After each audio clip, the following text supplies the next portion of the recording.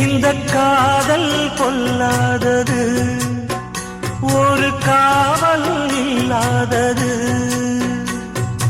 ஊதக்காத்தில் வஞ்சி மாது ஒத்தையிலே வாடும் போது போர்வை போல பொத்தி அணைப்பே.